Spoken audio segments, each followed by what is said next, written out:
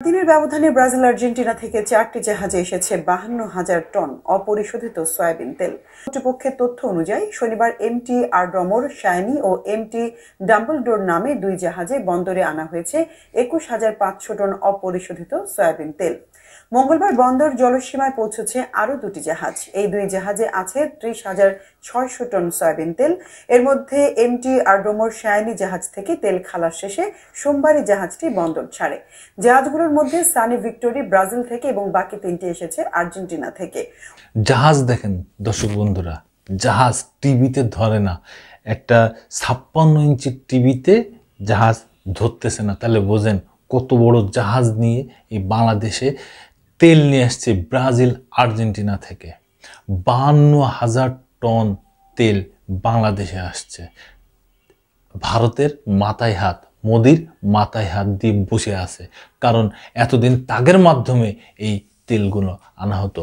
তারা যখন সব কিছু বন্ধ করে দিয়েছে, এর ফাঁকে একটা কথা বলিনি যে তাদের মাধ্যমে কেন তেল আনা হতো, কারণ এই 15 বছর হাসিনা সরকার এই বাংলাদেশে ছিল, যা কিছু করেছে এই ভারতের অনুমতি নিয়ে করেছে। ভারতের স্বার্থ যেখানে হাসিল হবে সেইভাবেই তিনি তা করেছেন। এই কারণে বললাম যে ভারতের মাধ্যমে আনা হতো। এখন এই তেল সরাসরি বাংলাদেশ নিয়ে আসতেছে বিশ্ব বাজার থেকে, ব্রাজিল থেকে, আর্জেন্টিনা থেকে।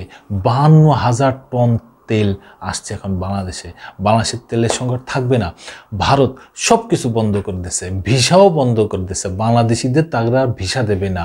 হোটেলে খাওয়া বন্ধ করেছে, হোটেলে থাকা বন্ধ করেছে, তারপরে রেস্টুরেন্টে খাওয়া বন্ধ করেছে। ডাক্তাররা রুগী দেখবে না বাংলাদেশিদের।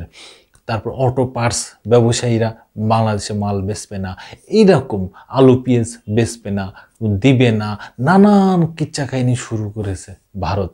কিন্তু বাংলাদেশ কি বসে আছে? দেখেন তার প্রমাণ।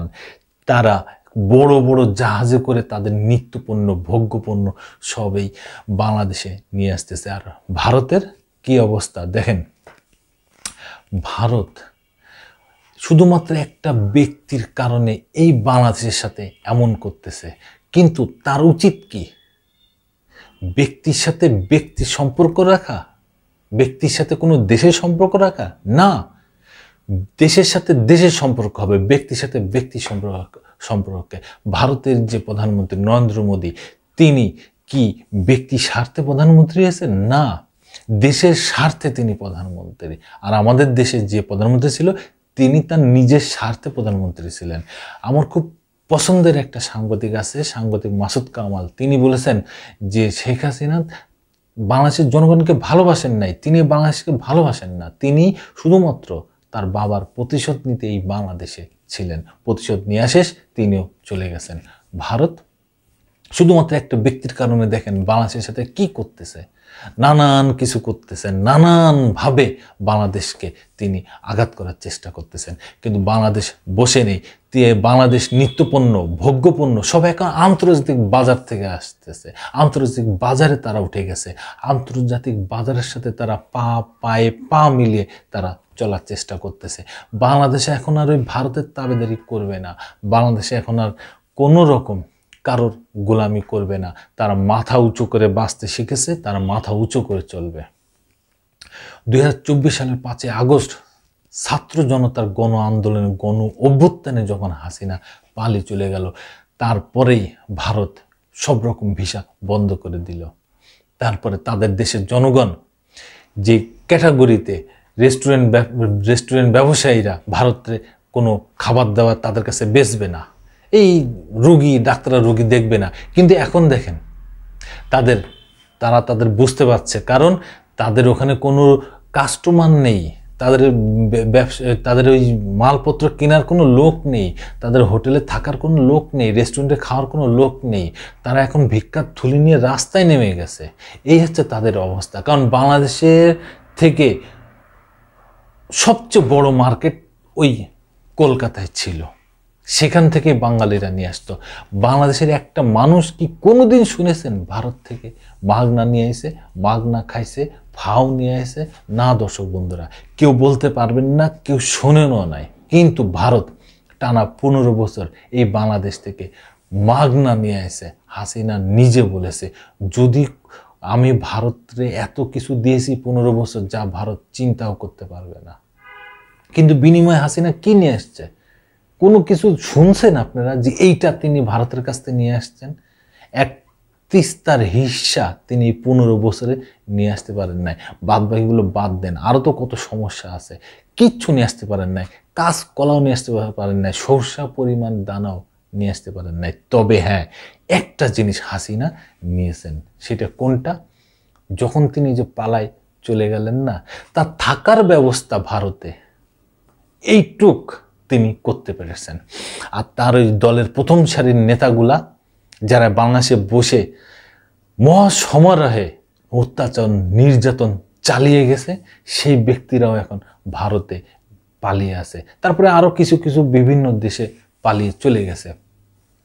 তার যে প্রধান সেনাপতি স্বরাষ্ট্রমন্ত্রী আসাদুজ্জামান খান কামাল, সেও তো কলকাতার ইকো পার্কে বসে খোশ গল্পে আছেন, খাওয়া দাওয়া করতেছেন, ফুর্তি করতেছেন, মজা করতেছেন, কি একটা মহাসমারোহে তারা ব্যস্ত আছেন খোশ গল্প নিয়ে। অথচ তাদের এই কর্মীদের এই বিপদের মুখে রেখে তারা পালিয়ে চলে গেলেন। কি অদ্ভুত নেতা এই বাংলাদেশে আমরা পেলাম, যারা তাদের কর্মীদের রেখে এইভাবে তারা পালিয়ে বাংলাদেশ থেকে পালিয়ে যেয়ে তারা সুখে শান্তিতে বসবাস করতেছে।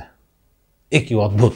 বাংলাদেশ দেখেন বিশ্ব বাজারের সাথে তাল মিলিয়ে শুধু তেল না, আফগানিস্তান থেকে খেজুর নিয়ে আসতেছে, পাকিস্তান থেকে আলু নিয়ে আসতেছে, পেঁয়াজ নিয়ে আসতেছে, তারপরে গার্মেন্টস পণ্য নিয়ে আসতেছে, কাঁচামাল নিয়ে আসতেছে, কত কিছু তারা নিয়ে আসতেছে। তারা বসে নেই, ভারতের আশায় বসে নেই, বরঞ্চ ভারত এখন ভিক্ষার ঝুলি নিয়ে এই বাংলাদেশের কাছেই তার আশা লাগবে। দেখেন ভারতের এখন রুপির মান ডলারের বিপরীতে সর্বনিম্ন পর্যায়ে চলে গেছে। কেন গেছে জানেন? কারণ তাদের বন্ধু কোনো দেশ নেই। পাকিস্তান তাদের সীমান্তবর্তী এলাকা, পাকিস্তান তাদের বন্ধু না, চীন তাদের বন্ধু না, বাংলাদেশ তাদের বন্ধু না, মায়ানমার তারা নিজেরাই সমস্যায় জর্জরিত, তারাও কোনো বন্ধু না। আছে আর কে আছে? নেপাল। নেপাল একটা গরিব রাষ্ট্র, তারা সেখানে চীনেরও বড় একটা ইনভেস্ট আছে নেপালে, ভারতেরও আছে। এখন নেপাল ভারতেরও লোক, চীনেরও লোক, চায়নারও লোক, তার মানে ওদের নিয়ে এত মাথা ব্যথা নেই। কিন্তু সব টার্গেট বাংলাদেশে, ভারতের। কেন ভারতের টার্গেট? কেন বাংলাদেশ? কি আছে এই বাংলাদেশে? বারবার সব দিকে তাদের কয়েকজন সাংবাদিক, তারপরে কয়েকজন নেতা, কয়েকটা সোশ্যাল মিডিয়া, কয়েকটা টিভি চ্যানেল, কয়েকটা নিউজ প্রিন্ট মিডিয়া লাগিয়ে দিয়েছে বাংলাদেশের জন্য, যে তোমরা যত পারো খুব ধুমধামে মহাসমারোহে শুধু বাংলাদেশের নামে মিথ্যা তথ্য ছাড়াবা, মিথ্যা বক্তব্য দিবা, যত পারো বাংলাদেশে দাবানোর চেষ্টা করবা। কিন্তু বাংলাদেশ দাবে নাই, বাংলাদেশ নিচু হয়নি, বাংলাদেশ আরো বরঞ্চ দুরন্ত গতিতে তারা বিশ্ববাজারে উঠে গেছে। তারা বিশ্ববাজার থেকে এখন তারা তাদের ভোগ্যপণ্য, নিত্যপণ্য সব কিছু নিয়ে আসতেছে। দর্শক বন্ধুরা, এই হচ্ছে বর্তমান অবস্থা।